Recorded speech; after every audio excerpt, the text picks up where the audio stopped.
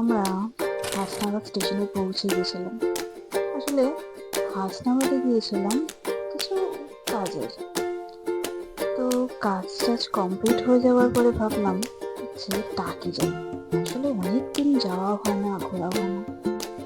তো টাকিতে সমস্ত কিছু দেখতে দেখতে নদীর ধারে বসে চা খাওয়া খেয়ে নিলাম। চা ছাড়া কি ঘোরা মানায় তোমরাই বলো। তো এখানে না খুব ভালো, মানে এখানে দাঁড়ালে টোটোওয়ালাগুলো তোমাদের সমস্ত 12টা রিসর্ট ঘুরিয়ে দেখাবে।